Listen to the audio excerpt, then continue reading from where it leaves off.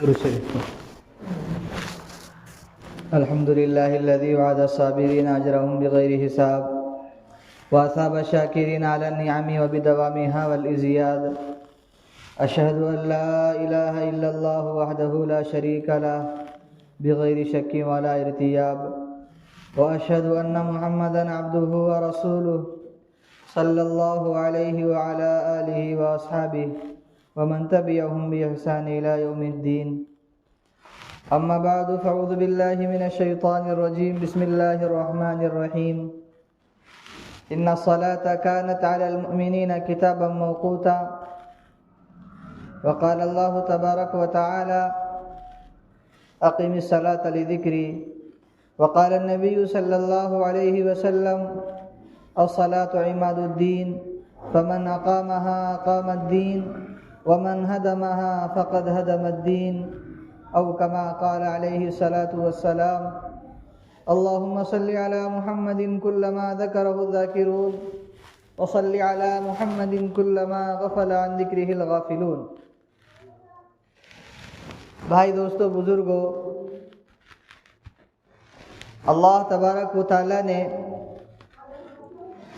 تمام انسانوں کو حضرت آدم علیہ السلام سے لے کر قیامت کی صبح تک جتنے انسان آئیں گے سب کو اللہ تعالیٰ نے عارضی طور پر دنیا میں بھیجا ہے، وقتی طور پر دنیا میں بھیجا ہے. بہت چھوٹی زندگی ہے، پھر اللہ تعالیٰ اپنے پاس بلا لیتے ہیں. اللہ کا یہ قانون اور ضابطہ ہے. ہر ایک کو چند سالوں کی مہلت ملی ہے، پھر اس کے بعد اللہ تعالیٰ اپنے پاس بلا لیتے ہیں. تو حضرت آدم علیہ السلام سے لے کر آج تک اللہ کا یہی دستور ہے کہ انسانوں کو دنیا میں اللہ ہی نے بھیجا اور کچھ مہلت دے کر بھیجی، کچھ وقت دیا، کچھ زندگی دی، کچھ اسباب دیے، اور پھر جب وقت ختم ہو جائے گا قرآن کہتا ہے اذا جاء اجلهم لا يستأخرون ساعة ولا يستقدمون، کہ جب وقت آ جاتا ہے تو نہ ایک لمحہ پہلے ہوتا ہے نہ ایک لمحہ تاخیر ہوتی ہے. جب وقت آ جاتا ہے پھر اللہ تعالیٰ بلا لیتے، پھر اللہ تعالیٰ اپنے پاس اس کو بلا لیتے. لیکن اللہ تبارک و تعالیٰ نے زندگی کیوں دی؟ اللہ تعالیٰ اپنے پاس بلا کر کیا کرتے ہیں؟ پھر اللہ تعالیٰ نے زندگی دی، اسباب دیے، تو کہ اللہ تبارک و تعالیٰ اس زندگی کے بارے میں اور اسباب کے بارے میں اور صحت و تندرستی کے بارے میں، جو اللہ نے مال دیا اس کے بارے میں، جو ہم نے کمایا اس کے بارے میں، اور جو ہم خرچ کر رہے ہیں اس کے بارے میں، کیا اللہ ہم سے پوچھیں گے؟ قرآن کہتا ہے فَسَوْفَ يُحَاسَبُ حِسَابًا يَسِيرًا. ہم حساب لیں گے، ہم حساب لیں گے، ہم زندگی کا حساب لیں گے، ہم مال کا حساب لیں گے، ہم علم کا حساب لیں گے، ہم جوانی کا حساب لیں گے، ہم زندگی کا حساب لیں گے، ہم ہر چیز کا حساب لیں گے. ٹھنڈا پانی تم پیتے ہو، میٹھا پانی تم پیتے ہو، ثم لتسألن یومئذ عن النعیم. اللہ تعالیٰ ساری نعمتوں کے بارے میں سوال کریں گے، سب کچھ پوچھا جائے گا، ہر ایک سے پوچھا جائے گا. روایت میں آتا ہے 4 سوال ہر ایک سے کیے جائیں گے. قیامت کے دن اللہ کے سامنے کھڑا رہے گا بندہ، قدم نہیں ہٹیں گے اس کے اس وقت تک جب تک 4 سوالات نہ ہو جائے. بتا مال کہاں سے کمایا، کہاں خرچ کیا؟ پہلے ہی سوال، مال کہاں سے کمایا؟ کمائی کے راستے کیا تھے؟ حلال تھے حرام تھے؟ حلال کمایا ہے کسی کا چھینا ہے؟ تیری زمین کیسی تھی، خود کی تھی یا غصب کی ہوئی تھی؟ بتا، جواب دینا پڑے گا بندے کو. کہاں سے مال کمایا؟ پھر اللہ کہیں گے کہاں خرچ کیا؟ اگر طریقے حلال ہے کمانے کے، کسی پہ ظلم نہیں کیا، کسی کا حق نہیں دبایا، کسی کی زمین غصب نہیں کی، کسی کا مال ہڑپ نہیں کیا، حلال طریقے تھے، اب بتا خرچ کہاں کیا؟ اللہ کے دین کے کاموں میں خرچ کیا، اپنے والدین کی خدمت میں خرچ کیا، اپنی بیوی بچوں کی تربیت میں خرچ کیا، یا پھر اپنے مال کو اور اپنے روپیے اور پیسے کو غلط جگہ لگایا؟ بتا کہاں لگایا؟ حساب دینا پڑے گا. اسی لیے حدیث میں آتا ہے جب اللہ کے نبی صلی اللہ علیہ وسلم معراج پر تشریف لے گئے تو آپ نے آسمان پر سونے کے پانی سے 3 سطریں لکھی ہوئی دیکھی، 3 لائنیں لکھی ہوئی تھی آسمان پر۔ پہلی سطر امۃ مذنبۃ ورب غفور، دوسری سطر ما قدمنا وجدنا وما اکلنا ربحنا وما خلفنا خسرنا، اور پہلی سطر لا الہ الا اللہ محمد الرسول اللہ۔ یہ 3 سطریں لکھی ہوئی دیکھی۔ پہلی لائن کا مطلب کیا ہے؟ پہلا کلمہ ہے لا الہ الا اللہ محمد الرسول اللہ، کہ نہیں ہے کوئی معبود سوائے اللہ کے، اور محمد صلی اللہ علیہ وسلم اللہ کے رسول ہے۔ دوسری لائن کا ترجمہ کہ امت ساری کے ساری گنہگار ہے، امت ساری کے ساری نافرمان ہے، امت اللہ کے حکموں کو توڑنے والی ہے اور نبی کے طریقوں کو چھوڑنے والی ہے، یعنی امت گنہگار ہے اور اللہ بخشنے والا ہے۔ اور تیسری سطر جو مجھے بتانا مقصود ہے وہ یہ ہے، تیسری سطر جو آسمان پر لکھی ہوئی تھی ما قدمنا وجدنا، کہ جو ہم نے آگے بھیج دیا ہم نے وہ پا لیا، یعنی ہم نے اپنی جان کو اللہ کے دین کے لیے لگائی، ہم نے اپنے مال کو اللہ کے دین کے لیے خرچ کیا، ہم نے اپنے اوقات کو اللہ کے دین کے پھیلانے میں لگایا، ہم نے اپنی جوانی اور طاقت کو اور صحت کے زمانے کو اللہ کے دین کے نشر و اشاعت میں لگایا۔ تو سطر لکھی ہوئی آسمانوں پر ما قدمنا وجدنا، جو ہم نے آگے بھیجا ہے وہ ہم کو مل گیا ہے۔ دوسرا جملہ وما اکلنا ربحنا، اور جو ہم نے دنیا میں کھا لیا، جو ہم نے پہن کے پرانا کر دیا اور جو ہم نے کھا کے ہضم کر دیا وہ ہم نے نفع کمایا۔ اچھا پہن لیا وہ پرانا ہو گیا، اچھا کھا لیا اور ہضم ہو گیا وہ ہم نے نفع کمایا۔ اور تیسری بات وہ ہم سب کو سوچنے پر مجبور کرتی ہے، جو ہمارے لیے سوچنے کی بات ہے، جو ساری امت کے لیے ایک فکر کی بات ہے۔ تیسرا جملہ لکھا ہوا تھا وما خلفنا خسرنا، اور جو ہم اپنے پیچھے چھوڑ کر آئے ہیں، اپنی میراث چھوڑ کر آئے ہیں، اپنی اولاد کے لیے مال اور اپنی اولاد کے لیے روپیہ پیسہ چھوڑ کر آئے ہیں، ہم نے اس میں نقصان اٹھایا، ہم نے اس میں نقصان اٹھایا۔ اس لیے بھائی دوستو بزرگوں، اللہ تعالیٰ ہر ایک سے سوال کریں گے، ہر ایک سے پوچھیں گے، نہ جان میری ہے، نہ مال میرا ہے، نہ وقت میرا ہے، نہ کچھ میرا ہے، کسی کا کچھ نہیں ہے، سب کچھ اللہ واحد القہار کا ہے، کسی کا کچھ نہیں ہے، نہ کسی انسان کا کچھ ہے، نہ کسی فرشتے کا کچھ ہے، نہ کسی نبی کا کچھ ہے، نہ کسی ولی کا کچھ ہے، نہ کسی جنات کا کچھ ہے، سب کچھ کس کا ہے؟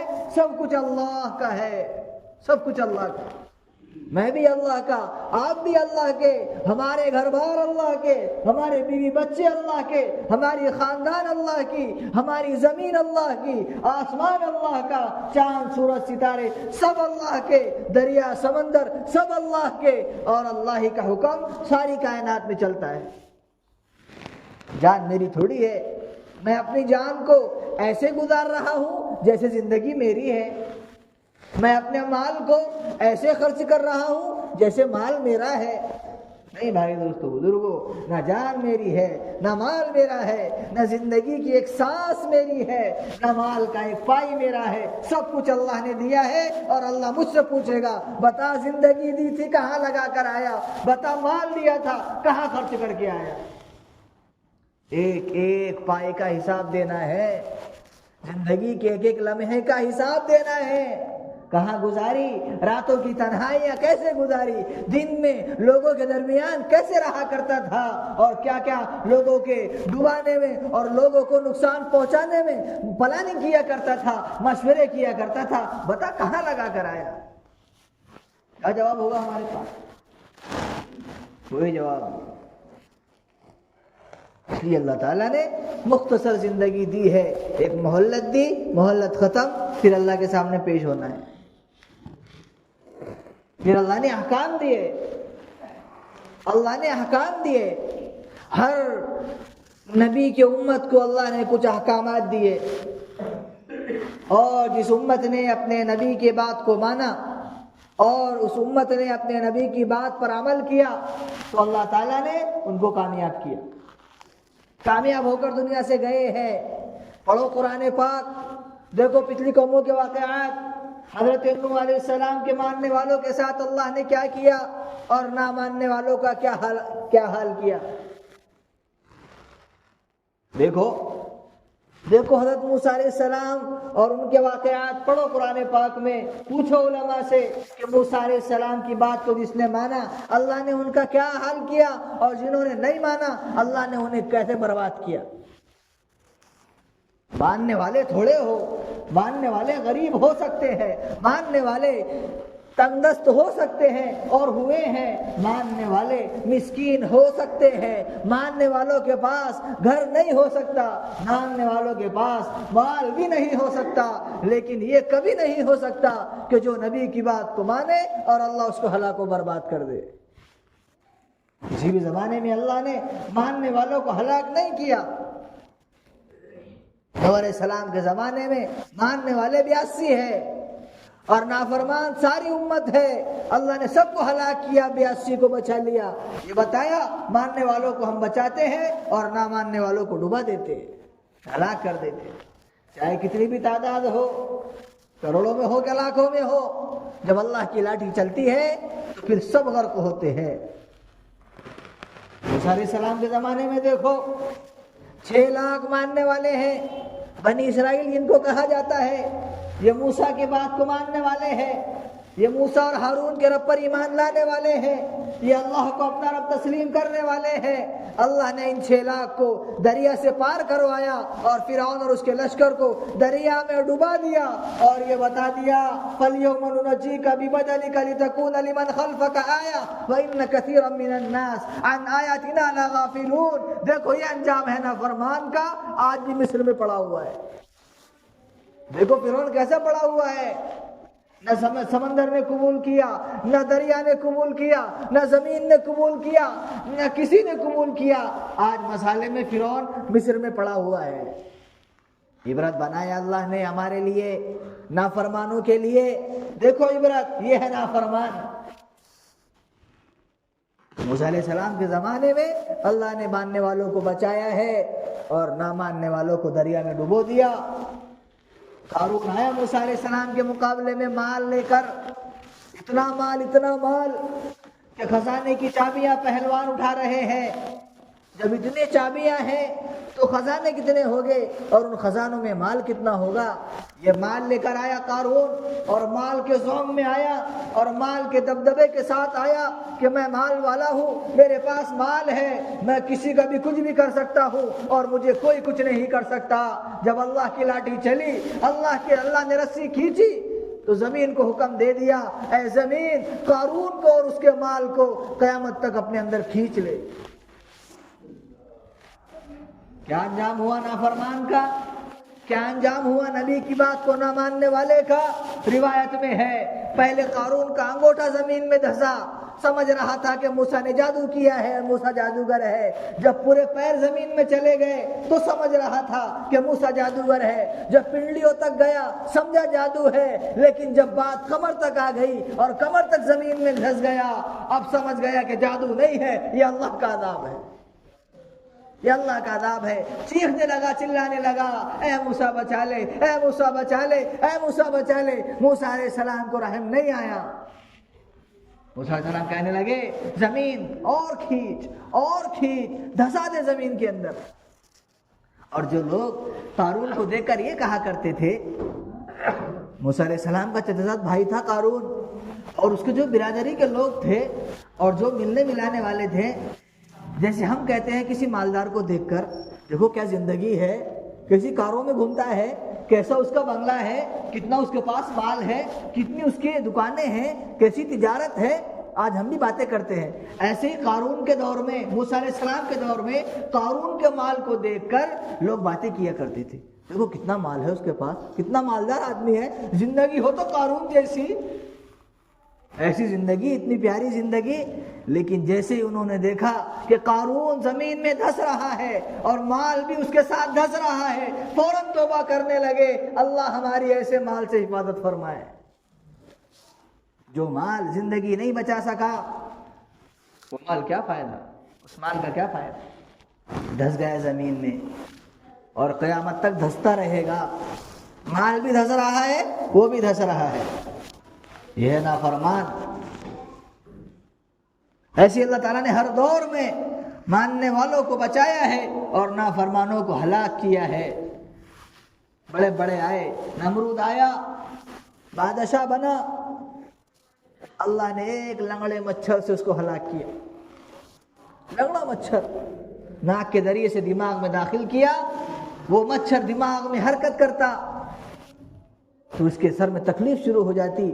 جو خادم اس کی حفاظت کے لیے تھے اور جو خادم اس کی چپلیں اٹھاتے تھے اور جو خادم اس کی خدمت کیا کرتے تھے، اللہ نے ایسا ذلیل کروایا نمرود کو کہ ہر نوکر اور ہر خادم روزانہ ڈیوٹی لگائی تھی کہ ہر نوکر اس کے دماغ پر 80 جوتے مارے گا۔ جب تک جوتے مارے جاتے تب تک سکون ملتا، اور جب جوتے مارنا بند ہو جاتے پھر مچھر حرکت کرتا اور اس کو تکلیف شروع ہو جاتی۔ ایسے اللہ نے ذلیل کیا۔ بھائی دوستو بزرگو، اللہ نے، میں نے بات شروع کیا تھا کہ اللہ نے مختصر زندگی دی ہے، یہ زندگی ختم ہو جائے گی، پھر اللہ کے پاس جا کر اپنی مال، اپنی جان، اپنی وقت اور اپنے ماتحتوں کے بارے میں سوال ہوگا، بتا سب کچھ دیا تھا کیا کر کے آیا؟ اللہ پوچھیں گے ہم سے۔ اللہ نے احکامات دیے، اللہ اس کے بارے میں پوچھیں۔ سب سے بڑا حکم اللہ تبارک و تعالیٰ کا ایمان کے بعد سب سے بڑا حکم جو ام العبادات ہے، جو ساری عبادتوں کی ماں ہے، قرآن پاک میں 450 آیتوں میں جس کا ہمیں حکم دیا گیا ہے، جس کے بارے میں میرے اور آپ کے آقا جناب محمد رسول اللہ صلی اللہ علیہ وسلم نے فرمایا جعل قرۃ عین فی الصلاۃ، جس کے بارے میں اللہ کے نبی صلی اللہ علیہ وسلم نے اپنے زبان مبارک سے فرمایا الصلاۃ عماد الدین فمن اقامها اقام الدین ومن هدمها فقد هدم الدین، یعنی نماز۔ جب اللہ کے نبی صلی اللہ علیہ وسلم کا آخری وقت ہے، آپ دنیا سے جانے والے ہیں، زبان آپ کی کام نہیں کر رہی ہے اور آخرت کے احوال شروع ہو گئے، اب دنیا سے جانے والے ہیں، آپ نے اپنے امت کو 2 پیغام دے کر گئے ہیں، 2 پیغام دیے ہیں جاتے جاتے امت تک، قیامت تک آنے والے سارے انسانوں تک اور ایک ایک امتی تک یہ پیغام پہنچا دینا۔ آپ نے فرمایا الصلاۃ الصلاۃ وما ملکت ایمانکم، آپ نے فرمایا نماز نماز اور اپنے ماتحتوں کے ساتھ اچھا سلوک کرنا۔ کیا پیغام دیا آپ نے امت کو آخر میں؟ الصلاۃ الصلاۃ وما ملکت ایمانکم، نماز نماز اور اپنے ماتحتوں کے بارے میں اچھا سلوک کرنا۔ بھائی دوستو بزرگو، جناب رسول اللہ صلی اللہ علیہ وسلم وجہ وجود کائنات ہے، آپ سید الانبیاء والمرسلین ہیں، آپ کے صدقے میں ساری کائنات کو سجایا گیا ہے۔ سورج چاند ستارے اور زمین آسمان اور ساری کائنات جو ہمیں سجی ہوئی نظر آ رہی ہے، یہ سب ہمارے آپ کے آقا جناب محمد رسول اللہ کا صدقہ ہے۔ اس کے باوجود آپ کے بارے میں لکھا ہے کہ روایت میں آتا ہے کہ جب آپ کا دنیا سے جانے کا وقت قریب آیا اور آپ پر کبھی غشی طاری ہوتی، کبھی آپ ہوش میں آتے، کبھی آپ بے ہوش ہو جاتے، کبھی ہوش میں آتے، لیکن جب نماز کا وقت آتا تو آپ چلنے کی کوشش کرتے، اٹھنے کی کوشش کرتے، کھڑے ہونے کی کوشش کرتے، اتنی طاقت پیروں میں نہیں ہے کہ خود سے کھڑا ہوا جا سکے، اتنی جسم میں طاقت نہیں ہے کہ خود سے چل سکے۔ روایت میں آتا ہے امی جان حضرت عائشہ رضی اللہ تعالی عنہا فرماتی ہے کہ جب نماز کا وقت آتا تو میرے اور آپ کے آقا جناب محمد رسول اللہ صلی اللہ علیہ وسلم اشارہ فرماتے، علی ادھر سے ہوتے، حضرت عباس اس سائیڈ ہوتے اور 2 صحابہ کے کاندھوں پر ہاتھ رکھ کر آپ مسجد نبی تشریف لے جاتے نماز ادا کرنے کے لیے۔ کون جا رہا ہے؟ کس حالت میں جا رہا ہے؟ یہ سوچو تو صحیح۔ آخر کوئی تو بات ہوگی کہ اللہ کے نبی صلی اللہ علیہ وسلم نے اس حالت میں بھی نماز کو فوت نہیں کیا، نماز کو نہیں چھوڑا۔ روایت میں ہے کہ جب آپ مسجد نبی تشریف لے جاتے اس حالت میں تو آپ کے پیر زمین پر صحیح سے رکھے نہیں جاتے، بلکہ اس طرح آپ کے پیر زمین پر گھسیٹتے ہوئے جاتے۔ اور کہاں جا رہے ہیں؟ نماز کے لیے مسجد میں آ رہے ہیں۔ دو صحابہ کے کاندھوں پر ہاتھ رکھ کر حضرت علی رضی اللہ تعالیٰ عنہ اور حضرت عباس رضی اللہ تعالیٰ عنہ، ان دونوں صحابہ کے کاندھوں پر ہاتھ رکھ کر آپ مسجد نبوی میں نماز پڑھنے کے لیے تشریف لے جا رہے ہیں۔ بھائی دوستو بزرگوں، یہ میرے اور آپ کے لیے پیغام ہے، یہ پوری امت تک کے لیے پیغام ہے کہ آپ نے اپنے عمل سے یہ بتایا ہے کہ میں وجہ وجود کائنات ہوں، میں اللہ کا حبیب ہوں، میرے صدقے میں ساری کائنات بنائی گئی ہے۔ قیامت تک جتنے انسان جتنی نعمتیں استعمال کریں گے اور جو مخلوقات اللہ کی جتنی نعمتیں استعمال کریں گی، یہ سب میرا صدقہ ہے۔ اس کے باوجود نبی نے قیامت تک سارے انسانوں کو یہ بتایا ہے اور سارے ایمان والوں کو یہ بتایا ہے کہ نماز کسی بھی حال میں کسی کو معاف نہیں، کسی کو معاف نہیں۔ آپ نے امت کو پیغام دیا ہے۔ آپ جب دنیا سے گئے ہیں، فجر کا وقت ہے، صحابہ رضی اللہ عنہم مسجد نبوی میں جمع ہے، فجر کی نماز ہو رہی ہے اور آپ کا حجرہ بالکل مسجد نبوی سے لگا ہوا تھا، حجرہ عائشہ۔ آج بھی آپ جب جائیں گے مسجد نبوی، وہاں کا نقشہ دیکھنا کہ اللہ کے نبی صلی اللہ علیہ وسلم کے زمانے میں حجرہ عائشہ کہاں تھا۔ ہم جب مسجد نبوی میں داخل ہوتے ہیں تو آپ نے دیکھا ہوگا اصحاب صفہ کا چبوترا ہے، جہاں پر صحابہ بیٹھا کرتے تھے، اور اسی کو لگ کر اللہ کے نبی صلی اللہ علیہ وسلم اور ابو بکر صدیق رضی اللہ تعالیٰ اور حضرت عمر رضی اللہ تعالیٰ تینوں دفن ہیں حجرہ عائشہ میں۔ حضرت عائشہ رضی اللہ تعالیٰ عنہ کا حجرہ تھا، بس یہاں منبر ہے اور ایسا حجرہ ہے سیدھے ہاتھ پر۔ تو اللہ کے نبی صلی اللہ علیہ وسلم نے حضرت عائشہ رضی اللہ تعالیٰ عنہ سے کہا کہ عائشہ ذرا پردہ ہٹانا۔ پردہ لگا ہوا تھا، حضرت عائشہ نے پردہ ہٹایا۔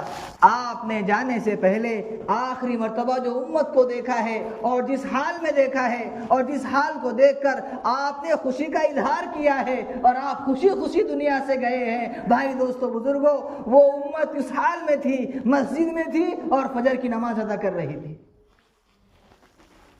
مسجد میں چھوڑ کر گئے ہیں امت کو کہ میری امت جب تک مسجد میں رہے گی، میری امت جب تک نماز کی پابند رہے گی، بھائی دوستو بزرگوں، اللہ کی مدد امت کے ساتھ رہے گی۔ آج ہم اور سارے ایمان والے دنیا میں کہیں بھی بستے ہو، چاہے وہ عربستان میں رہتے ہو یا کفرستان میں رہتے ہو، کہیں پر بھی رہتے ہو، بھائی دوستو بزرگوں، سب یہ رو رہے ہیں، سب بے چین ہیں، سب مایوس ہیں اور سب اپنے مسائل کو مخلوق سے حل کروانا چاہتے ہیں، انسانوں سے حل کروانا چاہتے ہیں کہ یہ انسان ہمارے مسائل حل کرے گا، یہ فلاں انسان ہمارا مسئلہ حل کرے گا، فلاں مخلوق ہمارا مسئلہ حل کرے گا۔ بھائی دوستو بزرگوں، جس طرح اللہ کا ایک چوٹی، ایک مونگی جو حقیر سی ہے، جس طرح اللہ کی ایک چوٹی محتاج ہے، ایسے ہی جبرائیل امین بھی اللہ کے محتاج ہے۔ جیسے ایک حقیر سی مخلوق اللہ کی محتاج، ایسے ہی جبرائیل امین بھی اللہ کے محتاج، جو سب سے بڑے فرشتے ہیں اور سب سے مقرب فرشتے۔ سارے مسائل کا حل اللہ کے پاس ہے، سارے مسائل کا حل اللہ کے سامنے جھکنا ہے۔ جب سے امت نے مسجد کو چھوڑا ہے، جب نے امت نے اللہ کے حکموں کو چھوڑا ہے، جب سے امت نے اللہ کے نبی کے طریقوں کو چھوڑا ہے، بھائی دوستو بزرگوں، تب سے اللہ نے بھی چھوڑ دیا۔ جس کے طریقے تمہیں پسند ہے اور جس کا مذہب تمہیں پسند ہے اور جس کے تہوار تمہیں پسند ہے اور جس کی خوشی تمہیں پسند ہے، انہیں کے حوالے ہو جاؤ، انہیں سے اپنے مسئلے حل کراؤ، انہیں کے سامنے ہاتھ باندھ کر کھڑے رہو۔ اللہ نے ذلیل کر دیا امت کو، اللہ نے بالکل ناکام کر دیا، مایوس ہو گئی ساری امت۔ کوئی سننے والا نہیں ہے، کوئی سر پہ ہاتھ پھیرنے والا بھی نہیں ہے، کہیں سنوائی نہیں ہے امت کی، اس لیے کہ اس امت نے اللہ کو اپنے احوال سنانا چھوڑ دیا۔ بھائی دوستو بزرگوں، اللہ کے نبی صلی اللہ علیہ وسلم امت کو مسجد میں چھوڑ کر گئے، مسجد میں چھوڑ کر گئے۔ صحابہ رضی اللہ عنہم مسائل پیش آتے، صحابہ کہاں جاتے تھے؟ آپ پڑھو صحابہ کی زندگی رضی اللہ عنہم۔ ابو بکر کے سامنے مسئلہ پیش آتا تو ابو بکر کہاں جاتا؟ عمر کے سامنے مسئلہ پیش آتا تو عمر کہاں جاتا؟ ابو ہریرہ کے سامنے مسئلہ پیش آتا تو ابو ہریرہ کس کے پاس جاتا؟ حضرت عثمان، حضرت علی، حضرت عبد الرحمن بن عوف، کتنے صحابہ ہیں، کم و بیش سوالہ صحابہ رضی اللہ عنہم گزرے ہیں۔ کسی بھی صحابی کے سامنے مسئلہ پیش آتا تو صحابہ کہاں جایا کرتے تھے؟ ہمیں اس میں غور کرنا ہے کہ اپنے مسائل کے حل کے لیے صحابہ کہاں جاتے تھے۔ حضرت ابو بکر رضی اللہ تعالیٰ عنہ کو بھوک نے بے چین کیا، بھوک لگی ہے زور سے، شدت سے، تو کہاں جانا چاہیے؟ بازار میں، مارکیٹ میں، کہ کچھ محنت مزدوری کریں گے اور کمائیں گے جس کے ذریعے سے پیٹ بھرے گا۔ بھائی دوستو بزرگوں، حضرت ابو بکر صدیق رضی اللہ تعالیٰ عنہ مسجد میں تشریف لائے۔ معلوم تھا مسائل کا حل کون کرنے والا ہے؟ اللہ مسائل کا حل کرنے۔ حضرت ابو ہریرہ رضی اللہ تعالیٰ عنہ، ان کو بھوک نے برداشت کیا، پریشان کیا تو مسجد تشریف لائے۔ کوئی مسئلہ پیش آیا تو صحابہ فوراً مسجد میں آئے، تیز آندھی چلتی صحابہ مسجد میں جمع ہو جاتے، کبھی خوف کی بات پیش آ جاتی صحابہ فوراً مسجد میں آ جاتے، یہاں تک کہ اگر صحابہ کا چھوٹا سے چھوٹا مسئلہ ہوتا وہ بھی مسجد میں آ کے حل کرتے، اللہ کے سامنے رکھتے۔ چھوٹے سے چھوٹے مسائل اللہ کے نبی صلی اللہ علیہ وسلم نے صحابہ کو یہ بتایا تھا کہ سارے مسائل کا حل اللہ کے پاس ہے۔ آج ہم مسجد میں نہیں آتے، اس کے علاوہ سارے دروں پر جاتے ہیں مسائل کے حل کے لیے۔ ہر ایک کے در کو ہم نے بار بار دروازہ کھٹکھٹایا ہے، ہر ایک کے پاس ہم بار بار گئے ہیں کہ ہمارے فلاں مسائل ہیں، ہمارے فلاں پریشانیاں ہیں، ہم فلاں آزمائش میں ہیں۔ بھائی دوستو بزرگوں، اس وقت تک ہمارے مسائل حل نہیں ہوں گے جب تک اوپر سے فیصلے نہ ہو جائے۔ فیصلے آسمانوں پر ہوتے ہیں، اس کے بعد زمین پہ نافذ ہوتے ہیں۔ ہمیں تو اللہ کو راضی کرنا ہے، ہمیں تو اللہ کی طرف متوجہ ہونا ہے۔ ہمارے مسائل کا حل اللہ کے پاس ہے، اللہ حل کریں گے اور اللہ ہی سب کچھ کرنے والے ہیں۔ بھائی دوستو بزرگوں، آج امت نے مسجدوں کو چھوڑ دیا۔ ہم خود دیکھیں مسجد کے احوال، مسجد کے حالات۔ روزہ نمازوں میں کتنے نمازی ہیں مسجدوں میں؟ کتنے نمازی ہیں؟ فجر میں دیکھو کتنے، ظہر میں کتنے، عصر میں کتنے، مغرب میں کتنے، عشاء میں کتنے۔ ہم خود دیکھیں، ہر ایک مسجد کا یہی حال ہے۔ امام صاحب ہے اور چند مقتدی ہے، کیا سب کی ذمہ داری نہیں ہے؟ سب پر نماز فرض نہیں ہے؟ اللہ کا گھر آج ویران ہے، اللہ کے گھر آج ویران ہے، اور مسجد اللہ سے شکایت کرتی ہے، مسجد اللہ سے شکوہ کرتی ہے۔ روایت میں ہے کہ مسجد شکوہ یہ کرتی ہے، اے اللہ اس محلے میں رہنے والوں نے مجھے ویران کیا، تو ان کی زندگیوں کو ویران کر دے۔ محلے میں رہنے والوں نے مجھے برباد کیا، تو ان کے گھروں کو برباد کر دے۔ کیسے آئے گا سکون ہمارے گھروں میں؟ کیسے خوشحالی آئے گی ہمارے گھروں میں؟ پھر اللہ نے بھی ہمارے گھروں کو پریشانیوں سے، بیماریوں سے، تنگ دستیوں سے بھر دیا۔ ایک مسئلہ حل نہیں ہوتا، دو مسئلے کھڑے ہو جاتے، دو حل کرے چار کھڑے ہو جاتے۔ ایسی زندگی گزر رہی ہے، اس لیے کہ مسجد کی بددعا لگی ہوئی ہے۔ مسجد کو آباد کریں گے، اللہ تعالی ہمارے گھروں کو آباد کریں گے۔ اس لیے کہ محلے کی جو مسجدیں ہوتی ہے یہ پاور ہاؤس کی طرح ہوتی ہے۔ مثال کے طور پر جیسے پاور ہاؤس ہوتا ہے جہاں سے لائن پورے گاؤں میں اور شہر میں جاتی ہے، ایسے ہی یہ محلے کی مسجدیں ہیں۔ کہ اگر ہمارا تعلق اور ہمارے گھر کا تعلق پاور ہاؤس سے ہے تو لائن ہم کو ملے گی، لائٹ ہم کو ملے گی، بجلی ہم کو ملے گی، اور اگر ہمارا تعلق پاور ہاؤس سے نہیں ہے تو ہمارے گھر میں بجلی اور کرنٹ نہیں آئے گا۔ ایسے ہی ہماری مسجدیں ہیں کہ میرا تعلق مسجد سے ہے تو میرے گھر میں برکت آئے گی، میرے گھر میں اللہ اس پریشانی سے حفاظت کریں گے، میرے گھر میں رحمت کے فرشتے آئیں گے، پھر اللہ تعالیٰ خوشحالی والی زندگی دیں گے۔ اور اگر میرا تعلق مسجد سے نہیں ہے، میں مسجد میں صرف ہفتے میں جمعہ کو جمعہ جاتا ہوں یا پھر عید کو عید جاتا ہوں، تو کیسے تعلق ہوگا؟ جب وائر ہی جڑا ہوا نہیں ہے تو بجلی کیسے آئے گی، کرنٹ کیسے آئے گا؟ پھر وہی پریشانیاں گھر پر۔ اس لیے بھائی دوستو بزرگوں، اپنا تعلق مسجد سے جوڑنا ہے، اللہ کے گھر سے اپنا تعلق جوڑنا ہے، اس لیے کہ ایمان والوں کے پاس اس گھر کے علاوہ کوئی چارہ نہیں ہے۔ ہر ایک کی ضرورت ہے مسجد، ہر ایک کی ضرورت ہے، اللہ کا گھر ہے۔ اس لیے اللہ کے نبی صلی اللہ علیہ وسلم نے اپنی زبان مبارک سے ارشاد فرمایا، احب البلاد الی اللہ تعالی مساجدها وابغض البلاد الی اللہ تعالی اسواقها، کہ اللہ کو روئے زمین پر سب سے زیادہ پسندیدہ جگہ اگر کوئی ہے تو مسجدیں ہیں، اور سب سے زیادہ ناپسند جگہ اگر کوئی ہے تو وہ بازار ہے۔ اللہ کے نبی صلی اللہ علیہ وسلم اپنی زبان مبارک سے بیان فرما رہے ہیں، اللہ کو پسند مسجدیں ہیں اور اللہ کو ناپسند وہ بازار ہے۔ آج ہم نے الٹا کام کر دیا کہ ہمیں بازار پسند ہے اور اللہ کو بازار ناپسند ہے، اللہ کو مسجدیں پسند ہے اور ہمیں مسجدیں، اللہ ہم تمام کو معاف فرمائے، ناپسند ہے۔ کیوں؟ کیسے اندازہ لگتا ہے؟ کس بات سے اندازہ لگتا ہے؟ میں یہ کیوں کہہ رہا ہوں؟ اس لیے کہ اگر